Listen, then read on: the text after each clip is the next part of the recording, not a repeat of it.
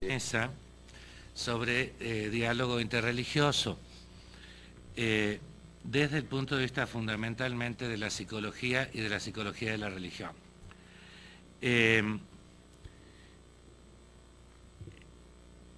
No sé en qué orden quieren que comencemos, pero la idea sería de origen que cada uno de los presentes pudiera compartir con nosotros alguna de las consideraciones, algo que haya pensado sobre este problema de la tolerancia e intolerancia religiosa y las posibilidades del diálogo interreligioso. Están aquí en la mesa César Avendaño, de la Universidad Nacional Autónoma, de la ENEP Iztacala; Lorenzo Martín Chapa, del Instituto Mexicano de Psicoterapias Corporales y especializado en Psicología de las Religiones Orientales; Víctor Hernández es también psicólogo, psicoanalista, interesado especialmente en Psicología de la Religión dentro de las ramas de la Reforma. Y Pat, la dejo para último porque me dijo que las damas primero no, que si no le salía el feminismo. Que es psicóloga, especialista en psicoterapia familiar y con un posgrado además en psicología pastoral en Chicago. Entonces, iríamos comenzando. Yo quisiera solamente, para dar inicio, leer una pequeña cita de San Agustín, de Agustín de Hipona, que recogí de algunos documentos que tuvo a bien Josué Tinoco en publicar en alguno de sus trabajos. Quizás pueda servir un poco de pie para comenzar el intercambio. Decía así San Agustín, a ver qué les parece. La intolerancia religiosa surge por amor. Repito, la intolerancia religiosa surge por amor.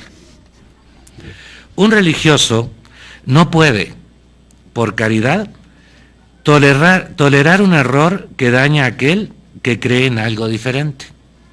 Repito, un religioso no puede, por caridad, tolerar un error que daña a aquel que cree en algo diferente, y aunque durante el proceso de salvación se llegue hasta quemar a los herejes, lo importante es que se salve el alma. Esa es la razón por la cual se hace proselitismo religioso, y se genera la intolerancia al diferente o al hereje. San Agustín. Bien, creo que tenemos la primera propuesta sobre las posibilidades del diálogo interreligioso expresadas por Agustín de Hipona. Entonces, si quieren, comenzamos en el orden en que los presenté, César. Yo traía algo escrito, pero a ver si...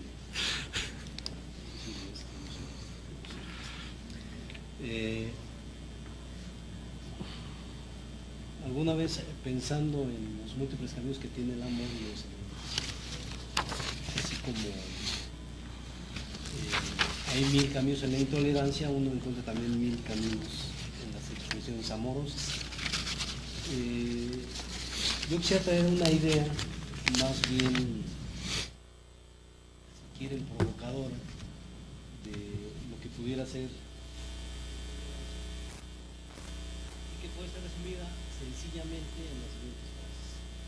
La tolerancia no es para todos. La tolerancia es para los que pueden tener, y la tolerancia es para los que pueden ejercer. Y digo que es un poco provocadora porque me parece que si de tolerancia se trata, en principio uno tendría que reconocer que quien ejerce la tolerancia es justamente quien puede proporcionarla, quien puede otorgarla, quien puede hacer uso de ella, Y pienso más bien, digamos, en el contrario, decir, ¿quién no puede ejercer tolerancia? Pues quien no aguanta, quien está en el límite, quien está en la carencia, quien está en el grito desesperado, que en general son los más pobres, los más desprotegidos, los que ahora a algunos sectores les gusta reconocer o enunciar como aquellos que están en estado de vulnerabilidad.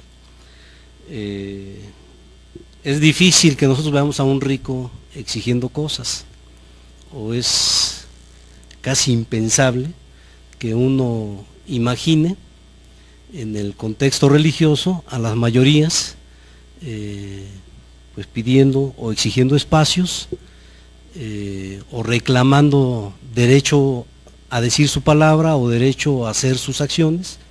En general, más bien quienes reclaman son pues en un contexto, digamos, donde aparecen las hegemonías religiosas, quienes reclaman la tolerancia, pues en última instancia son las minorías. Si uno piensa en el contexto de la aparición de la pluralidad religiosa en este país, uno de entrada tendría que afirmar que la pluralidad es un asunto que se impone. Más de un debate parlamentario en el siglo XIX muestran que son justamente los liberales quienes convocan a otros grupos religiosos a venir a romper la hegemonía católica. Y yo diría que en el siglo XX, si alguien ha llevado en la garganta la exigencia de la tolerancia, justamente han sido los grupos más golpeados de la sociedad, de tal modo que pues quien se digna a otorgar tolerancia pues es finalmente quien puede ofrecer los espacios, quien puede ofrecer las posibilidades de ser, o quien puede incluso ofrecer en acto casi bondadoso el derecho al otro a decir o a hacer lo que piensa, ¿no? Yo quisiera plantear en ese sentido, digamos, esta segunda idea que un poco polemiza o un poco intenta, digamos, más enunciar los múltiples caminos que tendría el amor, ¿no?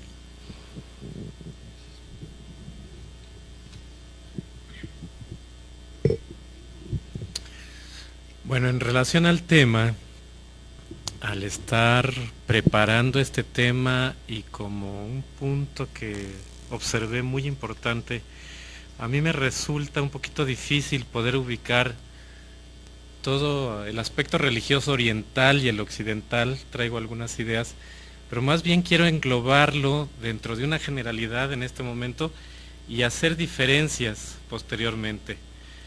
Al englobarlo en relación a la tolerancia y a la intolerancia, lo quiero enfocar más como psicólogo que como religioso. Para mí es muy importante al observar la tolerancia y la intolerancia religiosa, el cómo se va conformando la estructura del ego en las personas, ¿sí? Y que dependiendo de esta estructuración del ego, existe esta intolerancia. Y el otro tema en relación a la tolerancia es cómo se crea la imagen de Dios y cómo se da la evolución de la imagen de Dios. Quiero ser así un poquito sencillo en esto. Viendo en palabras sencillas cómo se estructura el ego se estructura a partir de las dificultades que se tienen en el desarrollo psicológico de la persona, o sea, a partir de los momentos dolorosos y difíciles que todos vivimos. Ahí se va estructurando el ego como una forma de ir creando mecanismos de defensa para poder sobrevivir ante, podemos llamarlo así, esos traumas de la infancia, ¿sí? Entonces, nosotros vamos creando una estructura ego sintónica, nos sintonizamos con un ego, ¿sí? Entonces, dependiendo de cómo sea nuestro desarrollo psicológico en la infancia, tenemos un ego débil o un ego fuerte, ¿sí? O tenemos límites del yo muy fuertes o no tenemos límites del yo. Entonces, cualquiera que sea esta estructura, o sea, un ego fuerte o un ego débil, va a provocar mucha intolerancia. ¿Por qué? Porque un ego débil, ¿qué va a hacer? Un ego débil se va a fanatizar, un ego débil se va a dogmatizar y sobre todo va a utilizar la estructura religiosa como un arma para identificarse y luchar contra los que no son como él, ¿no? Entonces él hace su clan, o ella, vaya esta persona, y se siente segura. Esto es a partir de un ego débil. Pero ¿qué pasa con un ego fuerte? Un ego fuerte es una persona que está sobreidentificada con su propio rol y le ha funcionado muy bien y no quiere perderlo, ¿sí? Entonces igual se vuelve muy intolerante. ¿Y cuál sería la solución? Bueno, la solución es el camino medio, ¿no? ¿Sí? Ni un ego débil, ni un ego fuerte, o sea, estar moduladitos, tener una apertura. Y que muchas veces a lo largo de la vida, cuando tenemos un conflicto, cuando hay una crisis, este ego se rompe. Y esa es un poquito la forma de poder trabajar en este sentido, ¿sí? Desestructurando un poquito el ego y entrando a una mayor tolerancia. Ahora, este ego, como les decía, surge a partir de las vicisitudes que nosotros vamos teniendo a lo largo de la vida y sobre todo, como les decía, a partir de momentos difíciles. Entonces, nuestra personalidad, ¿dónde la desarrollamos? La desarrollamos en la relación con papá y mamá. Y son las primeras imágenes que nosotros vamos teniendo, ¿sí? Del medio, o sea, la primera relación que nosotros hacemos, además del médico que nos atendió el parto o la partera, ¿verdad? Pues es el pecho materno, es la vista de mamá, es el contacto con nuestra mamá y posteriormente con el papá, ¿sí? Y de ahí nosotros vamos desarrollando una relación con la autoridad. Quiero utilizar la palabra autoridad, ¿sí? Esta relación con la autoridad nos frustra nuestro anhelo irracional de amor. ¿Por qué digo irracional? Porque el bebé es demandante, el bebé exige, ¿sí? El bebé necesita recibir amor incondicional y al no recibirlo se frustra, y se frustra porque le ponen límites y ve la autoridad.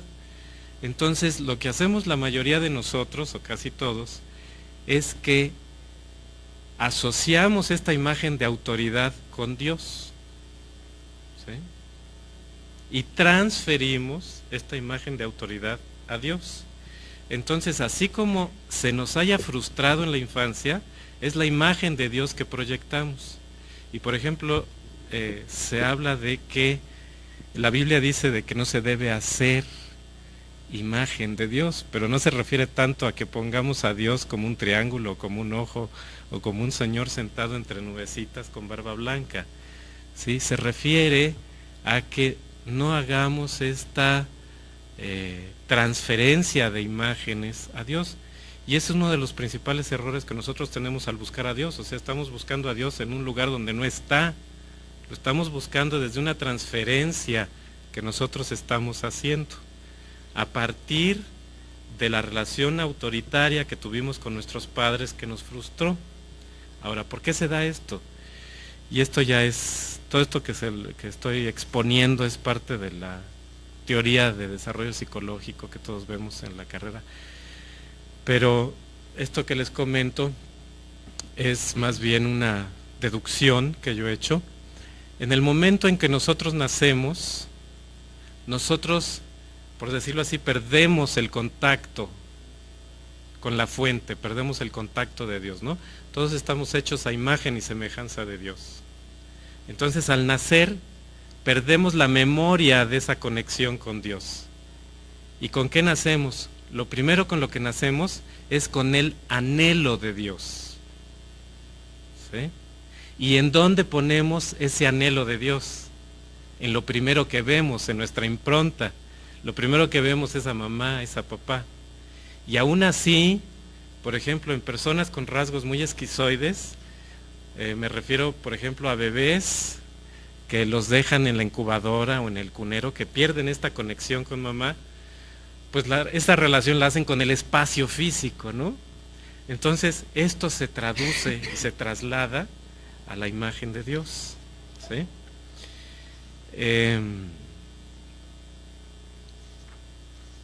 Y de aquí vamos a manejar esta conexión en el cómo somos o no somos tolerantes con los demás, con otras religiones o con nosotros mismos. Y aquí quiero también señalar algo que es interesante para ubicarnos en cómo es la tolerancia religiosa, y si me estoy colgando de tiempo me dices.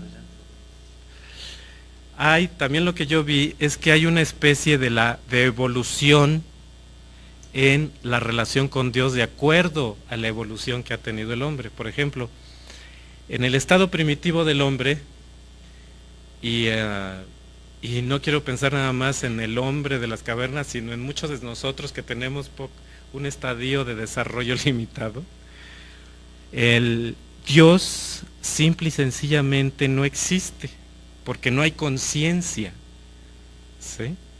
Y pensemos ahora sí en el hombre primitivo, no tiene conciencia, simplemente existe. Y lo primero que sucede con este hombre al ir evolucionando, con este ser humano, es que al ir evolucionando el ser humano se pregunta, bueno, ¿y de dónde vengo? ¿Sí? ¿A dónde voy? O sea, empieza la actividad mental del ser humano. Y al empezar la actividad del ser humano, empieza a cuestionarse su propia existencia, y aquí es donde inicia, a nivel de desarrollo, la conexión que el ser humano empieza a hacer con Dios. O sea, se tiene que dar una explicación, ¿sí? De dónde viene, a dónde va, y aquí es donde entra Dios, ¿sí? Entonces fue creado por Dios, y al terminar su vida va hacia Dios, ¿sí? Y esto le empieza a dar un significado a su universo del ser humano, y empieza de esta manera a relacionarse con el Creador. Pero cuando se relaciona de esta manera con el Creador, le da una relación con un Creador supremo y omnipotente, porque es el que crea todo, ¿no?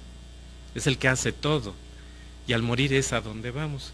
Entonces, al relacionarse con un Creador de esta magnitud, tan grande, tan omnipotente, lo que surgen son miedos, se producen miedos, ¿sí? Se producen miedos ante la omnipotencia. ¿Y qué pasa si nosotros tenemos una conexión con un Dios omnipotente y tenemos miedos? Ahí vamos a poner las culpas, ¿no? Y es el que nos persigue, y es el que nos juzga, ¿sí? Entonces lo que vamos a hacer es una reacción de huida, ¿ok?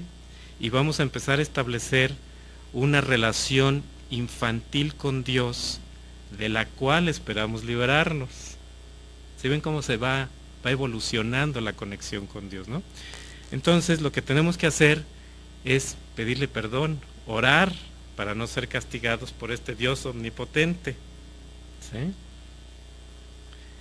Y muchas veces lo que nosotros tenemos miedo es del castigo cruel de ese Dios poderoso, ¿sí? Que nosotros intentamos apaciguar a través de la oración. Entonces tenemos tres reacciones típicas: o lo apaciguamos, o lo halagamos, o nos sometemos ante Dios. Tenemos diferentes reacciones, ¿sí? Y finalmente con esto, a lo que llegamos, y a lo que se llega muchas veces, es que Dios, venimos a descubrir que Dios es una proyección de nosotros mismos, ¿sí? Por eso les decía antes que es muy probable que estemos buscando a Dios donde no está, ¿sí? ¿Por qué? Porque simplemente Dios es la imagen que tenemos de Dios es una evolución de todo este crecimiento, ¿sí? No estoy negando a Dios, porque finalmente Dios simple y sencillamente es, ahí está. Pero la forma que nosotros tenemos de buscarla es errónea, porque la estamos buscando a partir de cómo se formó nuestro ego,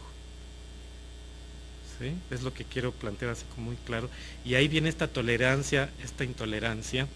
Y el cómo se formó nuestro ego depende mucho, y me voy a meter un poquito en Honduras y ya, para no hablar tanto, nada más lo quiero mencionar, de la relación edípica, o sea, de la relación con papá y mamá. Entonces, en este momento, cuando nos damos cuenta de que Dios no es este ser cruel que nos castiga o que nos juzga, viene el ateísmo. En el ateísmo negamos a Dios, ¿no? Y cuando viene el ateísmo, lo que sucede es que nosotros mismos nos volvemos responsables de nuestros propios actos y errores. Ya no hay alguien que nos va a castigar más que la justicia, ¿no? ¿Sí?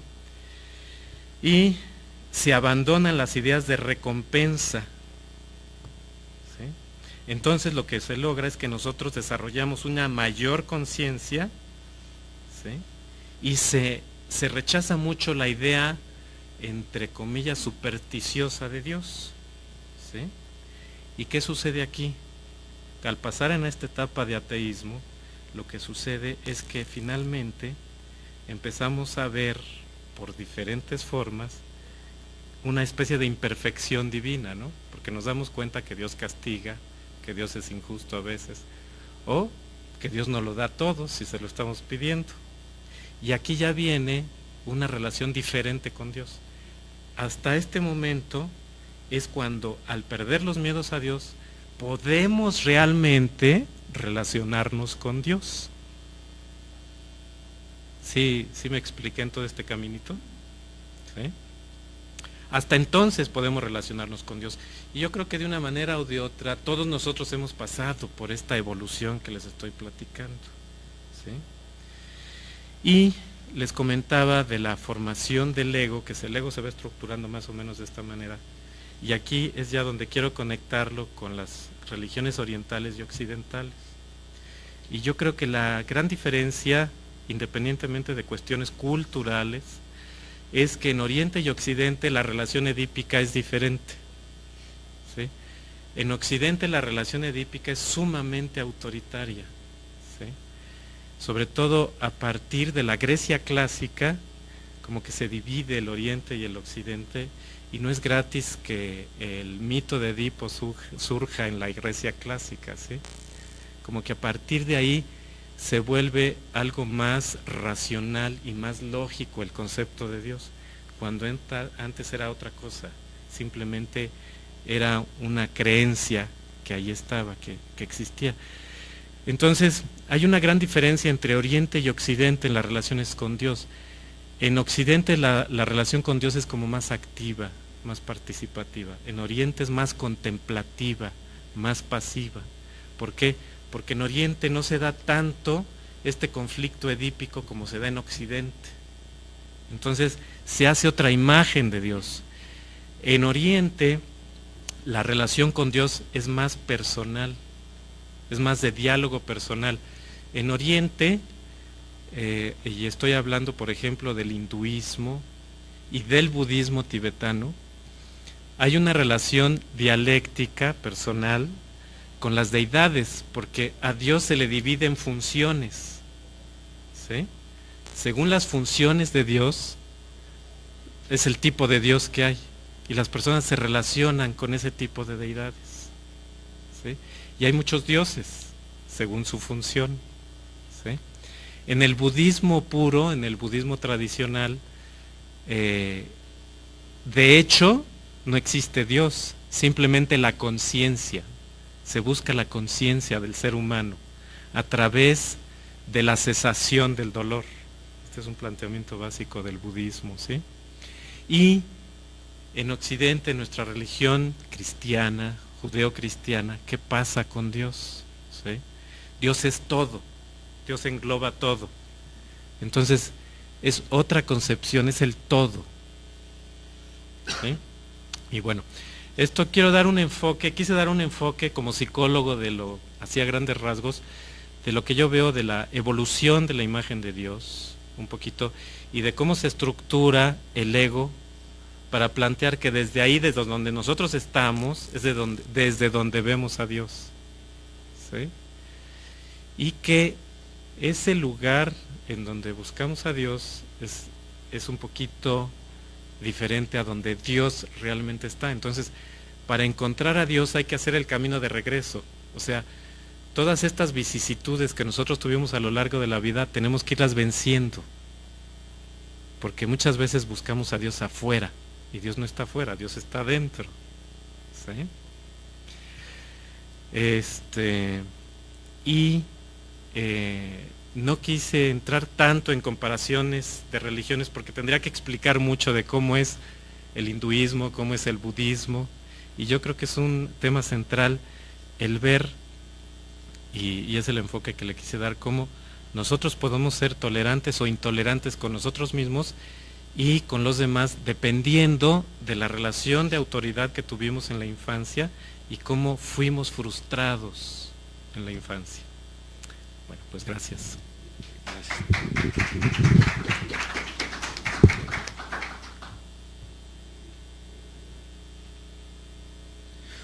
Bueno, buenas tardes. Yo quisiera compartir igual algunas ideas para ponerlas sobre la mesa y ver en qué sentido podemos ir armando el diálogo al que se nos ha invitado.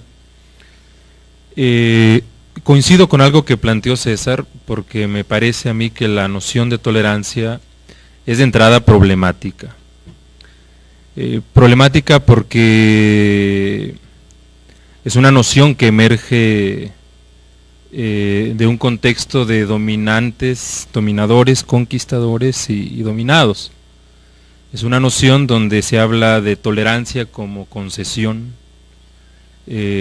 como un acto de buena voluntad, como un propósito del que ejerce el poder sobre el débil.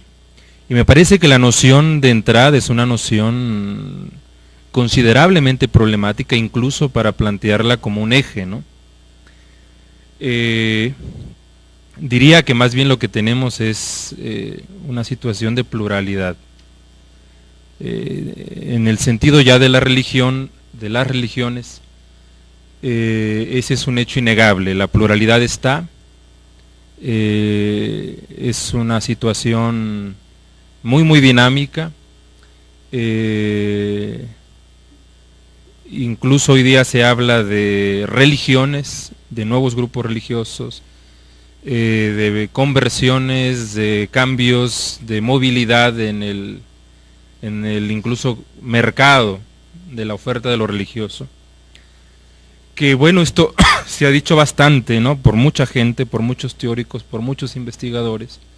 Tiene que ver con un desencanto por la modernidad, ¿no? Por una crítica, una insuficiencia, por lo que la modernidad ha pretendido ofrecer y lo que ha venido después. Y tiene que ver con un contexto plural donde es muy sugerente la idea del reencantamiento del mundo, ¿no? La idea de que hoy día vivimos en una época donde el problema no es que la gente crea, sino el problema es que la gente cree, y a veces cree en lo que sea, ¿no? En cualquier cosa.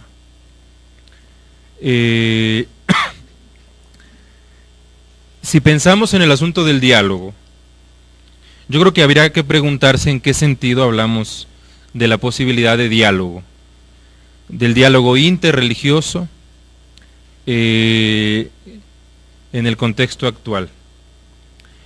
Y yo diría de entrada que lo religioso nunca es solo religioso, y eso es muy importante. Es decir, siempre hay un contexto en el cual nos ubicamos. Yo creo que esto queda muy claro hoy día, que se discute y se pregunta y se habla mucho sobre los fundamentalismos, y en los medios de comunicación la pregunta que se abre es si existen religiones que fundamentalmente sean intolerantes, y si eso tiene que ver con su misma constitución, y se dan equívocos, confusiones tremendas, garrafales en ese sentido. Pero eso ya nos va mostrando que cuando hablamos de diálogo, de posibilidades de diálogo en lo religioso, lo que vemos es que no se puede discutir, hablar esto desde la generalidad, sino que cuando esto se habla, se discute, se hace desde situaciones concretas. ¿Qué quiere decir dialogar en dónde, por quiénes y en qué sentido el conflicto atraviesa o no atraviesa la situación de diálogo en la que estamos.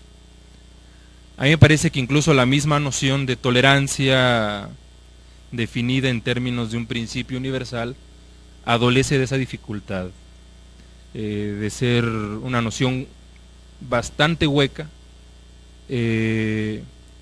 o bastante generalizada.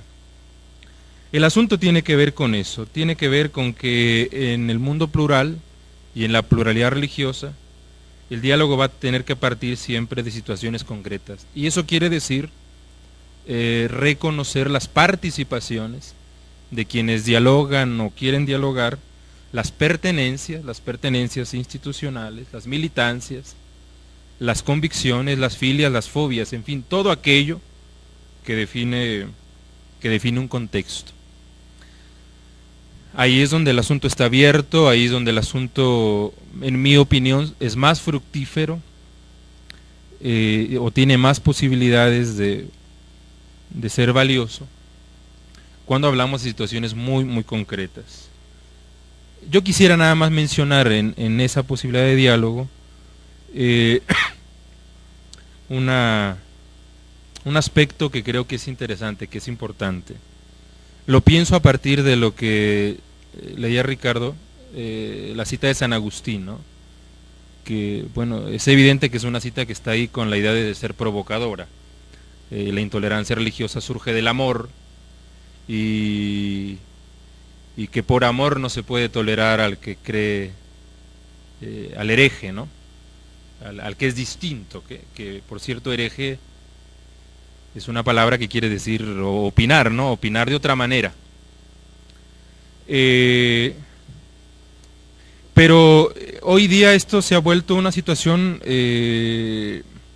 muy interesante en el sentido de que el desencantamiento del mundo, de la modernidad, tiene que ver con eso, es decir, tiene que ver con una desilusión en cuanto a las posibilidades de la racionalidad, de que es posible hacer diálogos, de que es posible construir consensos, únicamente desde las racionalidades predominantes, básicamente la racionalidad del discurso científico, otras racionalidades también, como la racionalidad del discurso político, etcétera. Pero con lo que nos hallamos es con que hay muchísimas contradicciones.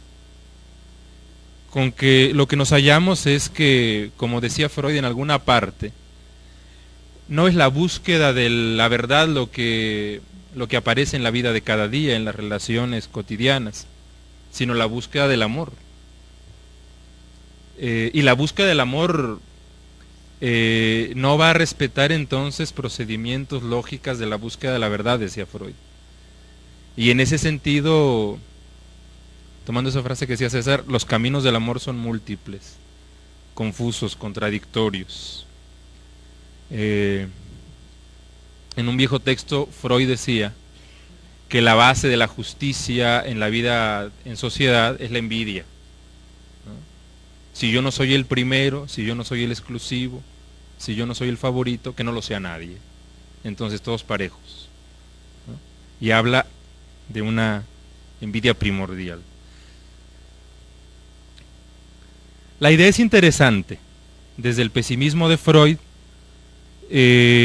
porque habría que pensar si hoy día se vislumbra y se avecinan posibles pesimismos también.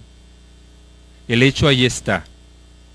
Existen no solamente los conflictos, no solamente las intolerancias, sino existen también las formas de dominación, la imposición de unos sobre otros, el reclamo de identidades como identidades cerradas.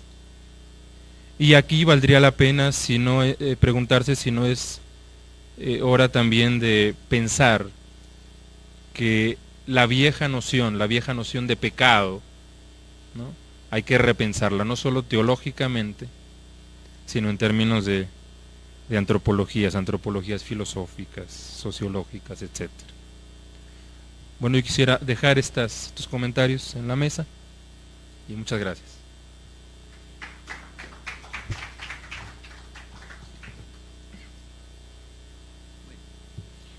¿Pueden construirse proyectos comunes cuando lo que priva es la competencia? ¿Podrá haber solidaridad ecuménica cuando lo que quiere imponerse en el campo religioso es una visión maniquea de la vida y de las relaciones, donde uno, los pocos, son los buenos y otros, los muchos, los malos? ¿Podremos algún día no solo compartir la fe y la solidaridad humana, sino también la adoración con aquellos que pertenecen a otras tradiciones? Porque hemos encontrado puntos de unidad en medio de nuestras ricas diversidades. Son cuestionamientos que nos invitan a reflexionar desde el campo de la psicología pastoral. Entenderemos por psicología pastoral como el quehacer que contribuye desde aportes de la psicología a la salud integral y potenciadora de las comunidades de fe y de los creyentes.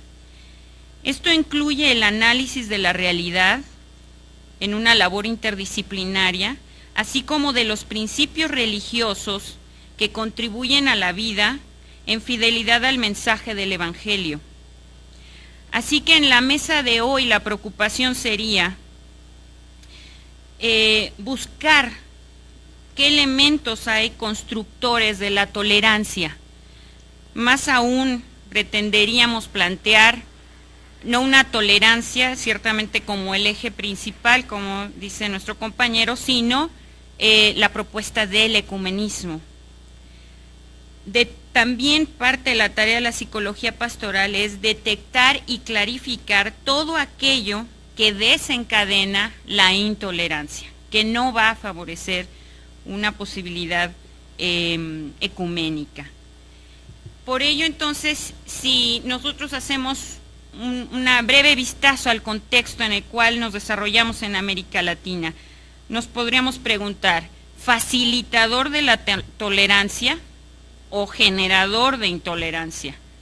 Y realmente, si lo vemos a la luz de la creciente desigualdad de la humanidad, a la luz de las consecuencias de la globalización, donde en unos cuantos se encuentra el monopolio tecnológico, el monopolio de mercados financieros mundiales, el monopolio del acceso a los recursos naturales del planeta, el monopolio de los medios de comunicación, que entre otras cosas refuerza el poder cultural de los países centrales, y el monopolio de las armas de destrucción masivas, encontramos una desigualdad tan extrema y masas de gente en situaciones infrahumanas que definitivamente no son constructoras de tolerancia, ¿no? La vida no está para tolerarse ni para tolerar a nadie, ¿no?, en medio de estas cosas y experiencias tan terribles.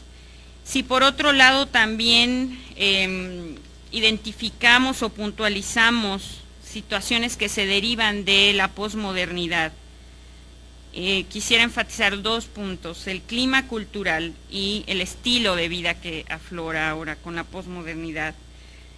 Encontramos a nivel de clima cultural el fracaso de los grandes ideales y propuestas de modernidad, como podría ser la máxima de justicia, igualdad, fraternidad, ¿no? Realmente se va en línea contraria, ¿no? Se han eliminado los fundamentos del mundo moderno, la razón, el dominio, la autoridad. Ahora es el fin de los grandes relatos y es el tiempo de las experiencias y no de la ideología. Las personas quieren menos análisis y más soluciones, más emociones y menos razones. El predominio de lo personal sobre lo social favorece la preocupación con el equilibrio y las armonías individuales, la subjetividad y la vida espiritual personalizada. Las ideologías no suscitan las esperanzas de antes ni el sentido para la vida. Favorecedoras de tolerancia, detonadoras de intolerancia. Otro elemento es el estilo de vida. Es un estilo de vida donde predomina la experiencia sobre el discurso racional, el goce en el presente sobre los ideales del futuro, la singularidad sobre la colectividad, lo individual sobre lo institucional, el relativismo sobre las certezas. La ética que emana puede reducirse a la frase sálvese quien pueda, o al cliente lo que pida, y conducir a la renuncia de las grandes causas de la humanidad.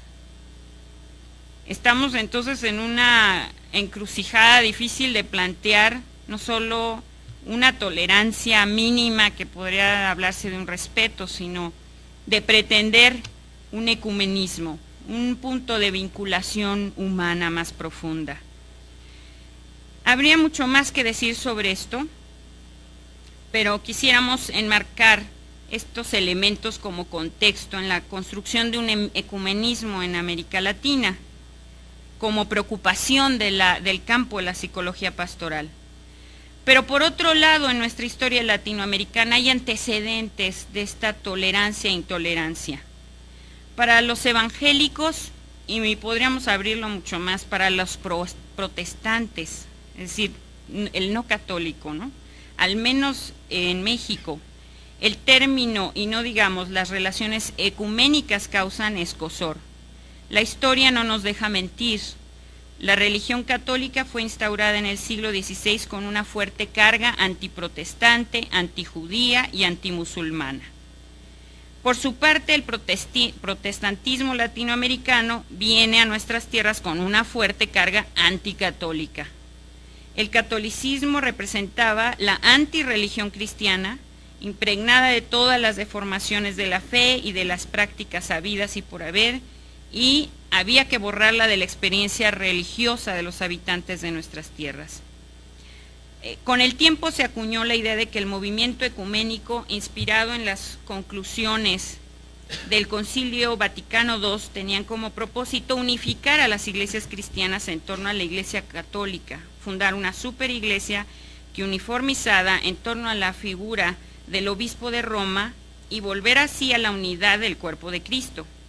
Se pensaba que significaba renunciar a las ricas tradiciones doctrinales, litúrgicas y de organización de cada confesión, hipotecar la identidad de cada iglesia, su sentido de autenticidad y pertenencia.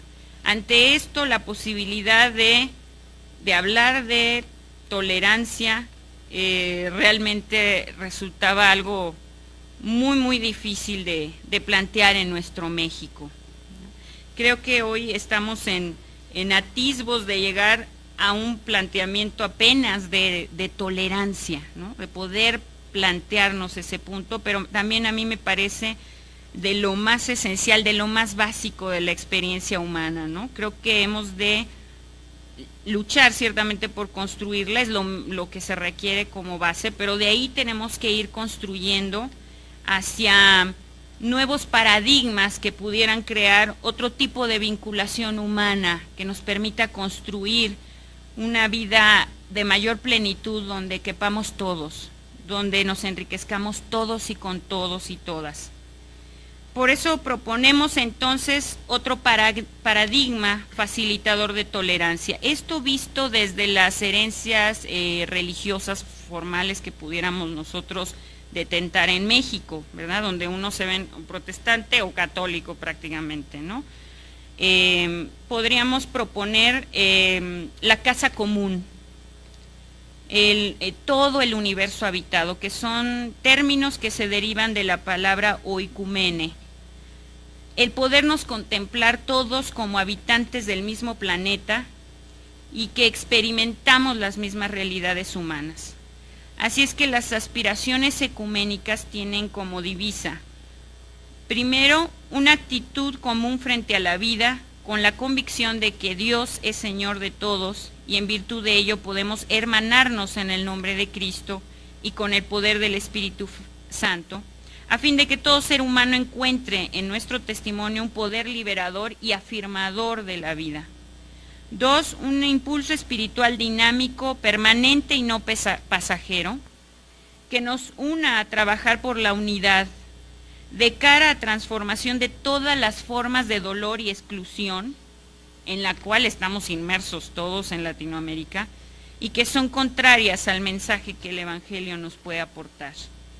3, una conciencia común, sensible al llamado de Cristo, que todos podamos ser uno para que en verdad el mundo crea. 4, una espiritualidad opuesta a todo radicalismo y exclusión, donde la acción perenne del Espíritu de Dios motive a las iglesias a la renovación y a la búsqueda sincera de un diálogo abierto, tolerante, respetuoso. 5, una actitud abierta al enriquecimiento mutuo a través de la riqueza que aporta la diversidad litúrgica de cada confesión. 6, un esfuerzo común porque el reino de Dios sea igual que un anuncio de vida y construcción de espacios de libertad en nuestras tierras. 7, una experiencia incluyente común donde las razas, las lenguas, las culturas, los géneros, las edades, las confesiones y tradiciones, todo, encuentren un espacio de respeto, de tolerancia, pero también de mutuo enriquecimiento. Como conclusión quisiera decir que la unidad a la cual nos llama el ecumenismo tiene que ver con el cumplimiento de una voluntad en Cristo, pero que se encuentra en una búsqueda de saberse uno con el Padre, uno con el Espíritu Santo. Tiene que ver con un imperativo que le da a la Iglesia una misión. Es una visión donde se busca la transformación de la humanidad, pero a través de la unidad.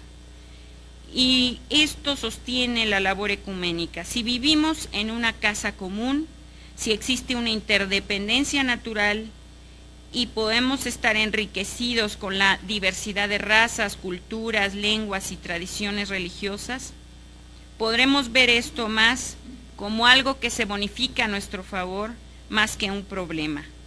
¿Por qué no aspirar a construir espacios de transformación y festividad, de respeto a la vida y a la diversidad? ¿Por qué no comenzar a ser creativos frente al futuro, buscando la comprensión y la aproximación al otro? El ecumenismo no tiene nada que ver con una institución, sino con un movimiento, con una experiencia de vida cotidiana, con una actitud frente a la vida, con un traspasar barreras de toda índole y una afirmación de la riqueza que ofrece el amor y la solidaridad humana. Gracias.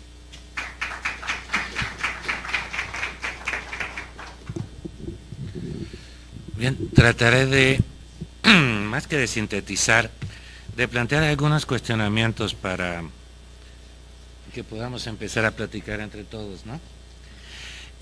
Como habrán escuchado, los planteamientos van en dos grandes líneas. Uno, el planteamiento a partir del individuo, a partir de las posibilidades o imposibilidades de el diálogo, del diálogo interreligioso, del diálogo en la tolerancia o en la intolerancia, desde la constitución misma del individuo, como lo planteaba Lorenzo.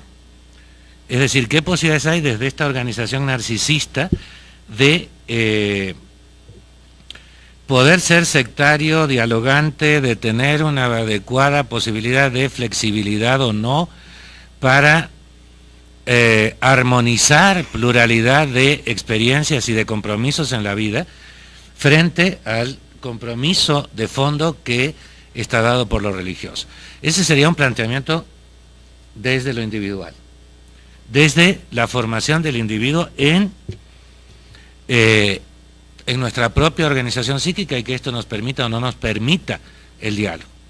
Y por el otro lado, dos planteamientos, el de César, el de Víctor, que hacen énfasis en el tema de la tolerancia e intolerancia, ya como un término secundario a un problema más amplio, al problema de las situaciones sociales, políticas, los juegos de poder, dentro del momento o de la historia cercana al menos, hasta el presente, Y el énfasis, yo diría a veces hasta correlativo, de que para hablar de tolerancia se requiere pluralidad, se requiere al otro. Y como decía Víctor, sí, para comenzar el juego está de que el origen de todas las relaciones es la envidia, citando a Freud, ¿no? Y ahí yo recordaba eso de que decía que era una visión pesimista. No sé, porque yo siempre con Benedetti defino pesimista como un optimista bien informado. No sé si es pesimismo o es realidad que la tolerancia e intolerancia sí arranca desde la existencia inevitable del otro y la necesidad de ese juego de diálogo o juego de poder. Históricamente, evidentemente que las minorías, en ambos casos, la pluralidad de minoría, dominante, dominados, da un origen social a las posibilidades o no de necesidad siquiera de la tolerancia. En una sociedad monolítica no es necesario tolerar a nadie porque todos están de acuerdo. Como ejemplo, ahora en la información de Zenit de esta semana salió la solicitud de tolerancia del Vaticano para la educación en Cuba. Es decir, ahí al ser minoritario están ellos solicitando que se sea tolerante con la educación religiosa cuando históricamente no ha sido precisamente la actitud de la Iglesia Católica Romana frente a la presencia de educación religiosa no romana donde ello predomina. Por contrapartida, en la semana pasada salió en Christianity Today, el periódico evangélico de mayor fuerza en Estados Unidos, estas reuniones de los líderes religiosos, evangélicos, reformados y católicos romanos con el presidente Bush, de donde todos confirman la misión divina que tiene Bush en eliminar a los talibanes, después que este presidente encontró una vocación, un llamado divino, gracias a pláticas con Billy Graham, Frank Graham, y con algunos otros líderes que le hicieron descubrir esta vocación definitiva en su vida, ¿no? Y esto, a su vez, la solicitud de Bush a los líderes religiosos era que le ayudaran a hacer entender a sus comunidades de esta misión que él tenía y que la avalaran en este sentido. Todos estos son los datos, sea globales, sea particulares, en las dos líneas. En la tercera línea diría que Pat nos presentó el problema mirado desde el cristianismo y desde el cristianismo evangélico. Aquí quedamos fuera las religiones orientales y los católicos no romanos en el planteamiento que se hizo. Pero sí es necesario que al menos los cristianos se pongan de acuerdo para ver qué se hace con, si es también ecumenismo o diálogo interreligioso, que no queda reducido al ecumenismo lo que estamos planteando. Ese es el otro nivel de diferencias que muchas veces se plantearía. Es necesario plantearse en términos de posmodernidad, en términos de esta dificultad para el diálogo según se defina o no, desde qué marco teórico, desde qué lugar se pueda definir, y si se plantea desde psicología individual, psicología social, desde el cristianismo o de una perspectiva más amplia. Yo creo que esto ya nos dice de entrada cómo está el problema de si podemos sospechar de que pueda haber o no diálogo interreligioso. Adelante quienes quieran comentar, platicar. Sí. En relación a lo que todos han planteado, se me estaba ocurriendo en este momento algo. Yo estaba pensando que la intolerancia la inventó Dios para que discutiéramos y viéramos cómo todos estamos en un error y poder llegar a Dios. O sea, ¿quién tiene la verdad, no? ¿Quién tiene la razón? ¿Sí? Y yo veo en la tolerancia un camino sensacional para poder llegar a Dios, o sea, en el cuestionarnos realmente qué estamos haciendo, cómo lo estamos haciendo, dónde lo estamos haciendo, en qué lo estamos haciendo. Y que en este proceso de cuestionarnos siempre es interesante poner en juego estas relaciones de poder de las que se hablaba, ¿sí? Donde todos asumimos un rol, o somos sometedores o somos sometidos, y yo insisto, también asumimos ese mismo rol en la relación con Dios, y también plantear que sea la que sea la búsqueda de lo místico, de lo religioso, siempre va dirigida hacia esa conciencia totalizadora, y que si nosotros establecemos comparaciones, siempre hay analogías, siempre hay conexiones, ¿sí? Se puede decir que es una misma energía manifestada en diferentes versiones y con diferentes técnicas. Entonces yo siempre he cuestionado mucho que cuando nosotros somos educados en cierta religión, esa educación en esa religión va muy involucrada de la relación edípica con papá y mamá, ¿no? Entonces nos rebelamos muchas veces o la asumimos muchas veces pasivamente, y que ahí está el juego. Y cuando rompemos con esa estructura es cuando realmente llegamos a tener esa experiencia de lo divino. Y al tener esa experiencia de lo divino sucede algo interesante. Es cuando descubrimos la conciencia crística. ¿Cuál es la conciencia crística? Es la conciencia del todo, de la unidad. Y ahí es donde nos damos cuenta que todos somos uno, ¿sí? O, por ejemplo, como se dice en el hinduismo, es donde encontramos a Shiva. Shiva es todo, ¿sí? Pero a Shiva lo encontramos hasta que destruimos. En el hinduismo hay 3 deidades, hay 3 divisiones de Dios, ¿sí? Brahma, que es el que crea, Vishnu, que es el que sostiene, y Shiva, que es el que destruye, ¿sí? Entonces hay como que pasar por estos 3 estadios para encontrar la conciencia colectiva, ¿sí? Y que en el budismo se habla simplemente de la conciencia.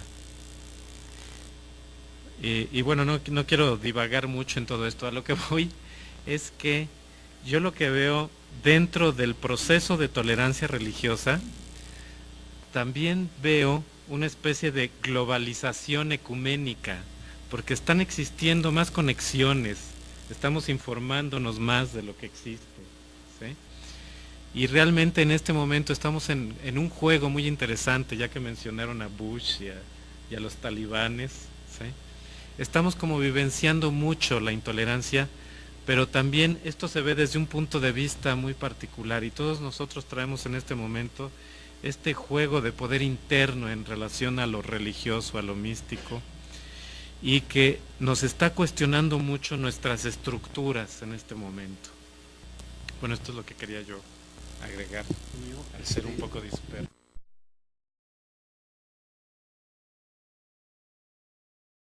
En ese sentido, digamos, esta segunda idea que un poco polemiza o un poco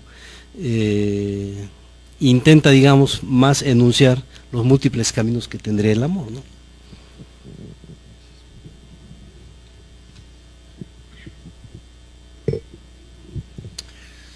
Bueno, en relación al tema, al estar preparando este tema y como un punto que observé muy importante, a mí me resulta un poquito difícil poder ubicar todo el aspecto religioso oriental y el occidental. Traigo algunas ideas, pero más bien quiero englobarlo dentro de una generalidad en este momento y hacer diferencias posteriormente.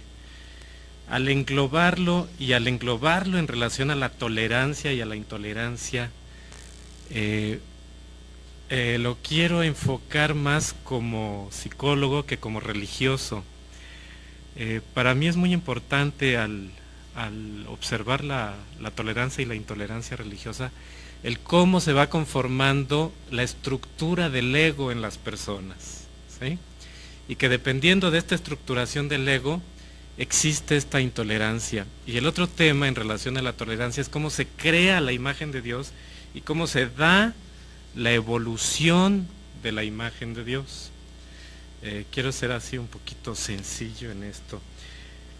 Viendo en palabras sencillas cómo se estructura el ego se estructura a partir de las dificultades que se tienen en el desarrollo psicológico de la persona, o sea, a partir de los momentos dolorosos y difíciles que todos vivimos, ahí se va estructurando el ego como una forma de ir creando mecanismos de defensa. Que recogí de algunos documentos que tuvo a bien Josué Tinoco en publicar en alguno de sus trabajos. Quizás pueda servir un poco de pie para comenzar el intercambio. Decía así San Agustín, a ver qué les parece. La intolerancia religiosa surge por amor. Repito, la intolerancia religiosa surge por amor. Un religioso no puede, por caridad, tolerar un error que daña a aquel que cree en algo diferente. Repito, un religioso no puede, por caridad, tolerar un error que daña a aquel que cree en algo diferente, y aunque durante el proceso de salvación se llegue hasta quemar a los herejes, lo importante es que se salve el alma. Esa es la razón por la cual se hace proselitismo religioso, y se genera la intolerancia al diferente o al hereje. San Agustín. Bien, creo que tenemos la primera propuesta sobre las posibilidades del diálogo interreligioso expresadas por Agustín de Hipona. Entonces, si quieren, comenzamos en el orden en que los presenté, César. Yo traía algo escrito, pero a ver si...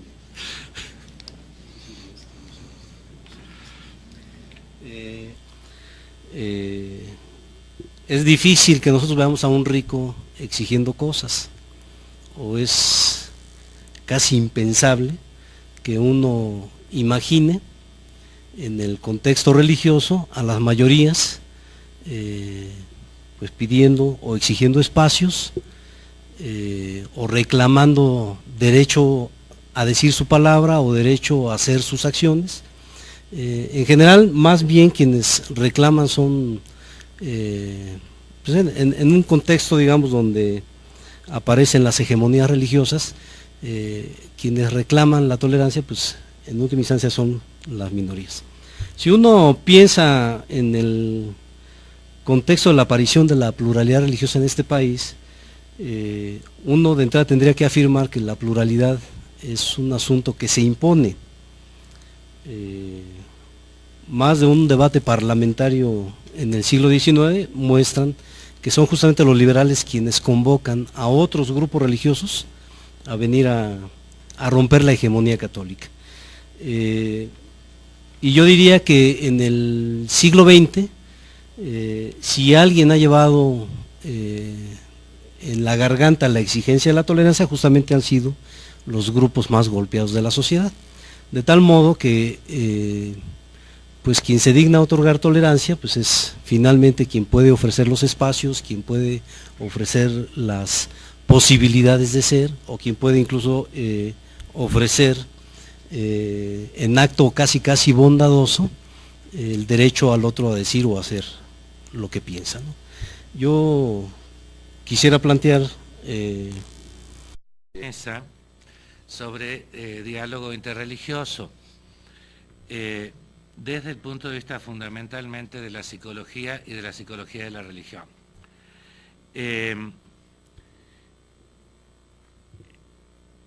No sé en qué orden quieren que comencemos, pero la idea sería de origen que cada uno de los presentes pudiera compartir con nosotros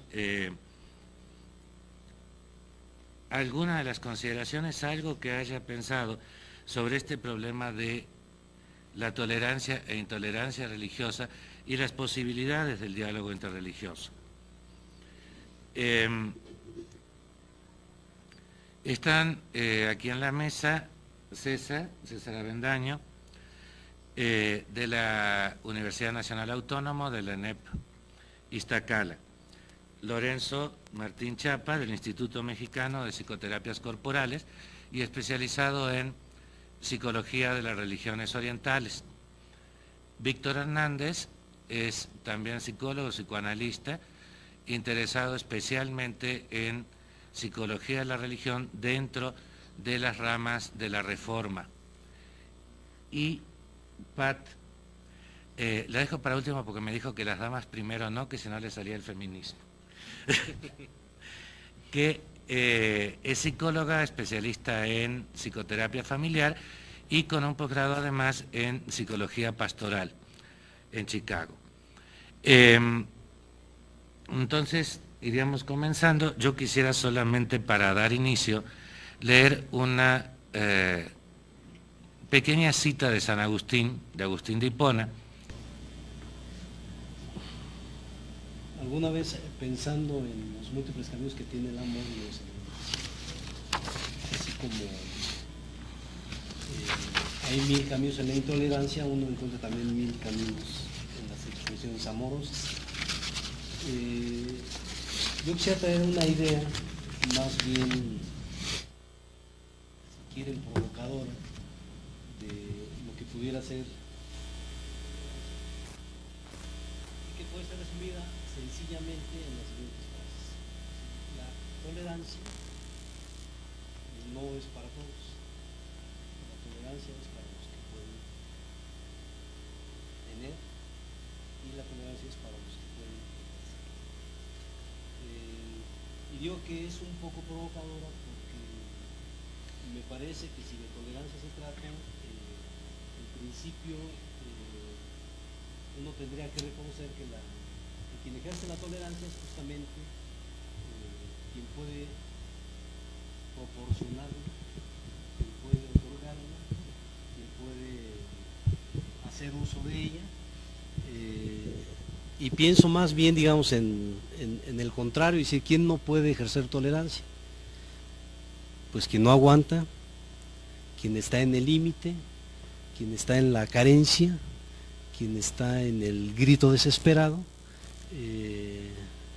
que en general son los más pobres, los más desprotegidos, los que ahora a algunos sectores les gusta reconocer o enunciar como aquellos que están en estado de vulnerabilidad.